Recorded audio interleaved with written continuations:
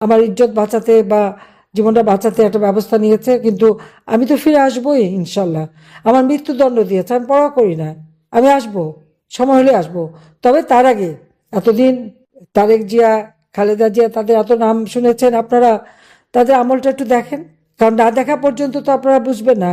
যেমন ইনুস সম্পর্কে যখন আমি কিছু বলতাম তখন কেউ বিশ্বাস করতে চাইতো না। 2018 সাল থেকে সে চক্রান্ত করে যাচ্ছে। 2007 সালে নিজে দল করার চেষ্টা করেছে।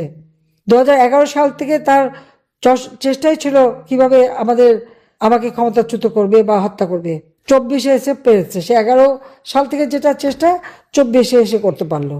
তারপর যখন বেঁচে আছি, ইনশাল্লাহ একদিন বাংলাদেশে আসবো। বাংলাদেশের মানুষের জন্য ঠিকই আবার আমরা উন্নত জীবন দিতে পারবো, এ বিশ্বাস আমার আছে। ভোট একটা হলো, ভোটাররা ভোট না দিলেও 59% ভোট পড়ে গেছে। 3.5 ঘন্টা পরে 14% ভোট, আর তারপরে পরে 59%।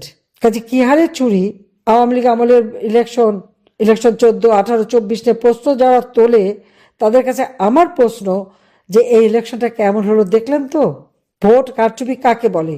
আমাদেরকে বলা হতো দিনের ভোট রাতে, আর এখন আমরা কি দেখলাম?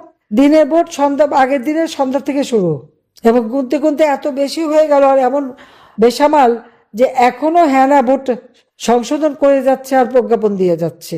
এর থেকেই তো প্রমাণ হয় যে কিভাবে কারচুপিটা হয়েছে। যদিও বিদেশিদের এনে দেখালো, লাইন লাইন করানো হলো এবং খুব ভালো ইলেকশন, তাহলে ভোটটা আসলো কোত্থেকে? অপরাধীদের ইন্ডেমনিটি দিয়েছে। এই ইন্ডেমনিটি প্রত্যাহার করে প্রত্যেকটা অগ্নিসন্ত্রাসকারী, এই খুনিদের বিচার করতে হবে, এবং এই মুহূর্তে আওয়ামী লীগের উপর থেকে ব্যান তুলে দিতে হবে, সমস্ত বন্দীদের মুক্তি দিতে হবে। আগামী 7 মার্চ এবং 17 মার্চ, 26 মার্চ, 7ই মার্চ জাতির পিতা সেই ঐতিহাসিক ভাষণ, যে ভাষণ ইউনেস্কো কর্তৃক, জাতিসংঘ কর্তৃক বিশ্ব প্রামাণ্য দলিলে স্থান পেয়েছে, যে ভাষণ সারা বিশ্বের 2500 বছরের যত ভাষণ জনগণকে উদ্বুদ্ধ করা, তার মধ্যে সর্বশ্রেষ্ঠ ভাষণ 7ই মার্চের ভাষণ। 17 মার্চ জাতির পিতা বঙ্গবন্ধু শেখ মুজিবের জন্মদিন, আমরা শিশু দিবস হিসেবে উদযাপন করি। সেই শিশু দিবস হিসেবেই এটাকে উদযাপন করতে হবে, সেই উদ্যোগটা নিতে হবে। 26 মার্চ আমাদের স্বাধীনতা দিবস। 26 মার্চ জাতির পিতা বঙ্গবন্ধু শেখ মুজিবুর রহমান স্বাধীনতার ঘোষণা দেন, তারপরই তাকে গ্রেপ্তার করে এবং পাকিস্তানে বন্দী করে নিয়ে যায়, রাষ্ট্রদ্রোহী মামলা দেয়, এমনকি ফাঁসির আদেশ দিয়েছিল। কিন্তু এর মধ্যে পাকিস্তানি হানাদার বাহিনী আমাদের মুক্তি বাহিনী এবং মিত্র বাহিনী, ভারতীয় বাহিনীর কাছে সারেন্ডার করে। কাজে জাতির পিতা মুক্তি পান, ফিরে আসেন দেশে। কাজে 26 মার্চ আমরা যথাযোগ্য মর্যাদার সাথে উদযাপন করব। যে যারা নির্যাতিতা, প্রত্যেকে ওই যে সেই যেভাবে নির্যাতন করেছে তার একটা মামলা তার বিরুদ্ধে করতেই হবে। সবাই একটা মামলা দায়ের করবেন। মামলা যদি না নেয়, থানা যদি না নেয়, সেটাও একটা সংবাদ হবে। আর অনলাইনে আপনারা দিতে পারেন, বা কোর্টে মামলা করতে পারেন, অথবা রেজিস্ট্রি করে করতে পারেন। যেভাবে হোক একটা মামলা করে কাগজটা হাতে রাখবেন। কারণ এই কারণে যে একটা হচ্ছে সেই অপরাধীদের শাস্তি দেওয়া, আর একটা হচ্ছে আল্লাহ একটা দিন দেবেই, আমরা যে সহযোগিতা করব, সাহায্য দেব, যাদের ঘর বাড়ি পুড়িয়েছে, যাদের এরকমভাবে ক্ষতিগ্রস্ত করেছে, তাদের প্রত্যেকে আমি বলবো যে সবাই একটা মামলা করে রাখেন। তাহলে যেটা দেখে আমরা সত্যিকার যারা ক্ষতিগ্রস্ত তাদেরকে সহযোগিতা করতে পারি। কারণ মামলা না করলে আমরা বুঝবো কি করে যে এ তো যে কেউ এসে বলবে যে আমি ক্ষতিগ্রস্ত। এই যে প্রত্যেকে একটা মামলা করে রাখবেন, যেভাবে হোক মামলা দিতে হবে, দিয়ে আপনারা রেখে দেবেন। এখন যদি মামলা নাও চলে, ভবিষ্যতে কাজে লাগবে, সেটা আপনারা করবেন। হ্যাঁ, বাংলাদেশের ইতিহাসে সেই 91 সাল থেকে খালেদা জিয়া প্রধানমন্ত্রী ছিলেন, তারপরে আমি প্রায় 20 বছর 7 মাস আমি প্রধানমন্ত্রী ছিলাম। এত বছর পরে, 35 বছর পরে আমাদের পুরুষ প্রধানমন্ত্রী এসেছে। আমরা দেখি কেমন দেশ চালায়। একজন এসেছিল শান্তির কথা বলে সারা বিশ্বের কি সামাজিক ব্যবসার নামে, দারিদ্রকে নাকি ইউনূস বলেছিল মিউজিয়ামে পাঠাবে। আমি যেখানে দারিদ্রের হার 18% নামিয়ে এনেছিলাম, হত দরিদ্রের হার 5% নামিয়েছিলাম, ক্ষমতায় এসে তা এখন 30-40% আবার দারিদ্রের হার বাড়িয়ে দিয়েছে। 5 কোটি মানুষকে আমি নিম্নবিত্ত থেকে মধ্যবিত্ত তুলে এনেছিলাম। ইউনূস সাহেব 6 কোটি মানুষকে দরিদ্রের সীমার নিচে নিয়ে গেছেন। এখন মিউজিয়ামে কে যাবে? তার ওই কথার উপলক্ষে তো ইউনূসকেই মিউজিয়ামে পাঠাতে হবে মনে হচ্ছে। কাজে তার বিচার একদিন হবে, এবং বিশেষ করে নারী নির্যাতনের জন্য ওর বিচার হতে হবে।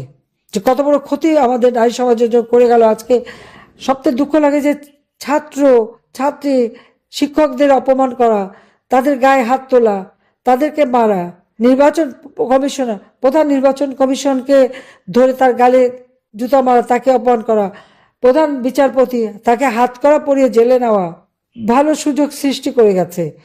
এখন যারাই যে পদে যাবেন তাদেরকে সতর্ক থাকতে হবে, কখন কার উপরে হাত করা পড়ে, কখন কোন প্রধান বিচারপতি হাত করা পড়লো, আর কখন কার কোন নির্বাচন কমিশন এখন যারা ভোট চুরির অপরাধে ওই রাতের ভোট সন্ধ্যায় করায় তার গালেও যে জুতা পড়বে না, এই গ্যারান্টি কে দেবে? কে দেবে? সমাজে কোনো লেহাজ তমিজ নাই, আদব কায়দা নাই, কোনো মান্যগণ্য নাই, আইনের শাসন নাই, বিচার নাই, ন্যায় বিচার নাই, স্বেচ্ছাচারিতা চলছে সম্পূর্ণ। এভাবে একটা দেশ চলতে পারে না। আমার ইজ্জত বাঁচাতে বা জীবনটা বাঁচাতে একটা ব্যবস্থা নিয়েছে, কিন্তু আমি তো ফিরে আসবোই ইনশাল্লাহ। আমার মৃত্যুদণ্ড দিয়েছে, আমি পরোয়া করি না, আমি আসবো, সময় হলে আসবো। তবে তার আগে এতদিন তারেক জিয়া, খালেদা জিয়া, তাদের এত নাম শুনেছেন আপনারা, তাদের আমলটা একটু দেখেন, কারণ না দেখা পর্যন্ত তো আপনারা বুঝবেন না। যেমন ইনুস সম্পর্কে যখন আমি কিছু বলতাম তখন কেউ বিশ্বাস করতে চাইতো না। 2018 সাল থেকে সে চক্রান্ত করে যাচ্ছে। 2007 সালে নিজে দল করার চেষ্টা করেছে। 2011 সাল থেকে তার চেষ্টাই ছিল কিভাবে আমাকে ক্ষমতাচ্যুত করবে বা হত্যা করবে। 24-এ এসে পেরেছে। সে 11 সাল থেকে যেটা চেষ্টা 24-এ এসে করতে পারলো। তারপর যখন বেঁচে আছি, ইনশাল্লাহ একদিন বাংলাদেশে আসবো, বাংলাদেশের মানুষের জন্য ঠিকই আবার আমরা উন্নত জীবন দিতে পারবো। আওয়ামী লীগকে বাদ দিয়ে যে নির্বাচন, এই নির্বাচন একটা অবৈধভাবে ক্ষমতা দখলকারী অধীনে নির্বাচন, যে নির্বাচনে ভোট কারচুপি মানে একেবারে প্রকাশ্যভাবে, যেদিন নির্বাচন তার আগের দিন সন্ধ্যা থেকেই সিল মারা, বাক্স ভরা, ব্যালটে ভরে ফেলেছিল, সেই ধরনের একটা নির্বাচন অনুষ্ঠিত হয়ে গেল সম্পূর্ণ অবৈধ সরকারের হাতে, অবৈধ নির্বাচন। আমি জানি না এরা দেশকে কতটুকু কি দিতে পারবে, যেখানে একটা বিশাল জনগোষ্ঠী বঞ্চিত থাকলো তার ভোটের অধিকার থেকে, তার রাষ্ট্রীয় অধিকার থেকে, সাংবিধানিক অধিকার থেকে। তো সেই দেশ সামনে কিভাবে এগিয়ে যাবে সেটাই এখন চিন্তার বিষয়। তো আওয়ামী লীগের অপরাধটা কি? আওয়ামী লীগ স্বাধীনতা এনে দিয়েছে, আওয়ামী লীগ দারিদ্র বিমোচন করেছে, আওয়ামী লীগ দেশের মানুষের অধিকার প্রতিষ্ঠা করেছে, শান্তি নিরাপত্তা দিয়েছে। এটাই কি আমাদের অপরাধ ছিল? সেটাই আমার প্রশ্ন। ইলেকশনের নামে একটা প্রহসন খেলে যে নির্বাচনে আওয়ামী লীগ অংশগ্রহণ করতে পারে নাই, যেখানে আওয়ামী লীগের ভোট 53%, সেই আওয়ামী লীগকে বাদ দিয়ে ইলেকশন করলে আর বাংলাদেশের 50 ভাগের অধিক ভোটারকে বঞ্চিত করে নির্বাচন করলে সে নির্বাচন কখনো বৈধ হতে পারে না। অবৈধ সরকারের হাতে নির্বাচন অবৈধই থেকে যায়। আজকে দুর্ভাগ্য, বাংলাদেশে আওয়ামী লীগকে নির্বাচন করতে দেয়নি। তার নির্বাচন নামে যে খেলা, যে সরকার এসছে তার উপর দেশের মানুষ কোনো আস্থা বিশ্বাস রাখতে পারে না। একমাত্র আওয়ামী লীগই পারে বাংলাদেশের মানুষের ভাগ্য পরিবর্তন করতে, আওয়ামী লীগই পারে দেশকে উন্নত করতে, আওয়ামী লীগই পারে বাংলাদেশের জনগণের শান্তি নিরাপত্তা দিতে, উন্নতি দিতে এবং অর্থনৈতিক সমৃদ্ধি দিতে। তিল তিল করে 15টা বছর যে দেশটাকে গড়ে তুলেছিলাম, মাত্র 1 বছরের মধ্যে সেই দেশ ধ্বংস। তবে আমার দৃঢ় বিশ্বাস, বাংলাদেশের জনগণের প্রতি আমার আস্থা বিশ্বাস আছে, কারণ এত অপবাদ, এত বদনাম করা সত্ত্বেও যখনই নির্বাচন এসেছে এবং যখনই সার্ভে করেছে দেখা গেছে আওয়ামী লীগ, এমনকি আওয়ামী লীগ 53% ভোটার আওয়ামী লীগকে সমর্থন করে। এত অপবাদ, এত কিছুর পরেও, নির্যাতনের পরেও, কারণ মানুষ আওয়ামী লীগকেই চায়, আওয়ামী লীগের উপরই তাদের আস্থা। এবং বাংলাদেশের মানুষ জানে যে একমাত্র আওয়ামী লীগই পারবে তাদের জীবন মান উন্নত করতে। আমাদের সকল অর্জিত অর্থনীতি সম্পূর্ণভাবে ব্যবসা বাণিজ্য সব দিক থেকে বাংলাদেশ যখন এত বেশি মানে সমৃদ্ধশালী ছিল, আজকে সেটা সম্পূর্ণ ধ্বংস করে দিয়ে গেল। আমার শুধু এটাই দুঃখ লাগে যে দিন রাত অক্লান্ত পরিশ্রম করে এই লাখো শহীদ, যাদের রক্তের বিনিময়ে আমরা স্বাধীনতা পেয়েছি, আমার ভাষা শহীদ, যাদের রক্তের বিনিময়ে আমরা মাতৃভাষায় কথা বলার অধিকার পেয়েছি, আজকে তাদের অবদান সম্পূর্ণভাবে ভুলুণ্ঠিত। আজকের বাংলাদেশ এখন অন্যের কাছে করুণা ভিক্ষা করার দেশ হয়ে গেছে। এই দেশটিকে ধ্বংসস্তূপে পরিণত করে দিয়ে গেল সে অবৈধভাবে ক্ষমতা দখলকারী, ম্যাটিকুলাস ডিজাইনের মাধ্যমে যার ক্ষমতা আরোহণ, ডক্টর মোহাম্মদ ইউনূস। এরপর নির্বাচনে আজকে যারা এসেছেন তাদের হাতেও আমরা দেখেছি অতীতে জঙ্গি বাহিনীর সৃষ্টি, গ্রেনেড হামলা, বোমা হামলা, দুর্নীতিতে বারবার চ্যাম্পিয়ন, এই তো ছিল আমাদের ইতিহাস। কিন্তু এই বদনাম থেকে আমরা বাংলাদেশকে শান্তির দেশে উন্নীত করেছিলাম।